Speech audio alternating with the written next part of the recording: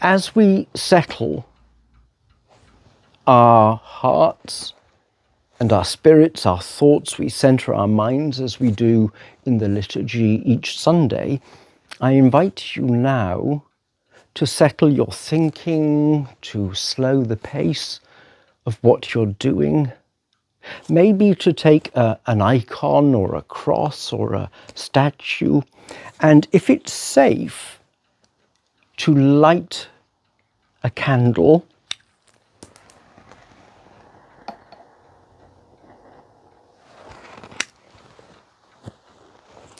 and to bring your focus and your attention to one place, because our minds are like little monkeys. They jump and run all over the place. So to settle and to think, to allow oneself the time to breathe.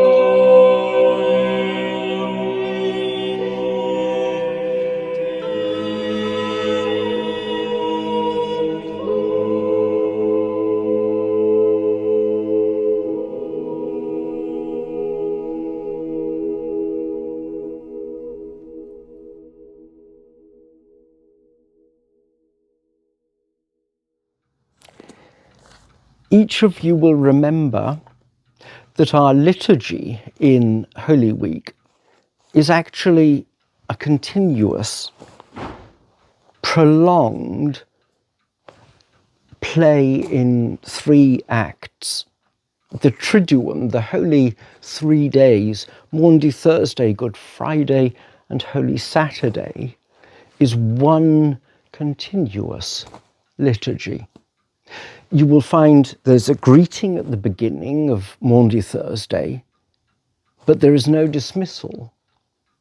Then on Good Friday, we go into the Stations of the Cross and the Rosary, and then the Liturgy of the Day and the Mass of the Pre-Sanctified. And again, there is no dismissal, because at the end of Good Friday, the Church goes into mourning. The Church and her sacred precincts are in complete silence and stillness. Bells are strictly forbidden during the sacred 3 days. The Blessed Sacrament is no longer in the tabernacle. All ornamentation and decoration is stripped away. The sacrament is reserved on an altar of repose and rests there until Easter night. You may realize that the Maundy Thursday liturgy actually is the Mass of the institution. The words of the Mass, "Take, eat, this is my body," is recorded in St. Matthew, St. Mark, and St. Luke, and in St. Paul. But those words are not in the fourth Gospel.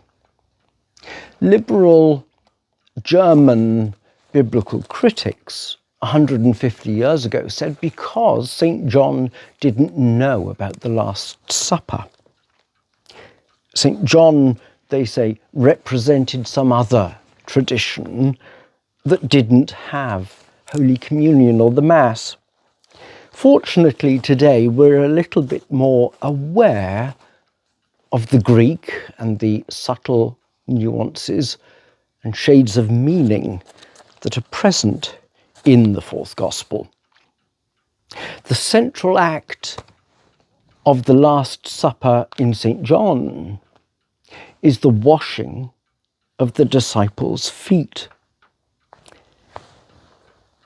This tradition is maintained in the Church, an egalitarian model of love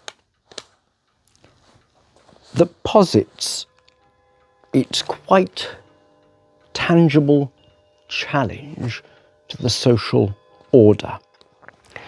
You will be familiar with the words of the hymn that we use, of course, at the procession of the Blessed Sacrament to the St. Damian Chapel, the Pange Lingua by St. Thomas Aquinas. The 13th century version concludes with the 2 verses that we use at benediction. Tantum ergo sacramentum veneremur cernui. Therefore, we before him bending this great sacrament revere. Types and shadows have their ending, for the newer rite is here. Faith, our outward sense befriending, makes the inward vision clear.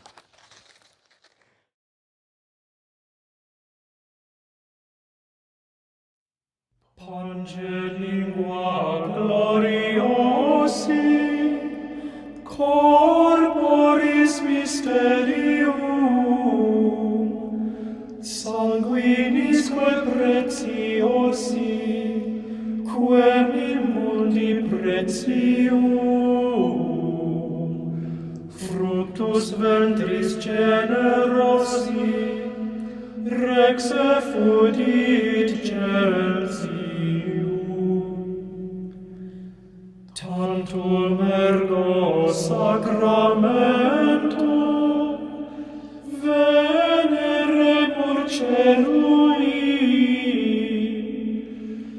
et antiquum documentum novo cedat ritui,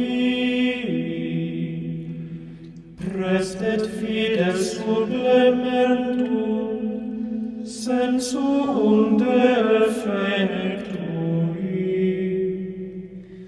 Genitori genitoque, lasset jubilatio, salus honor virtus quoque, sit et benedictio, procedenti ab utroque, comparsit laudatio.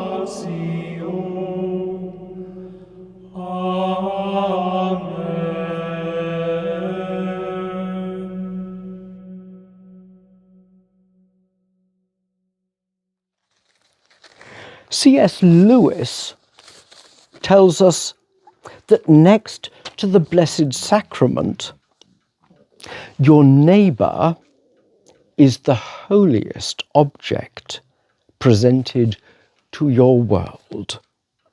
For in him or her, Christ is truly present and hidden.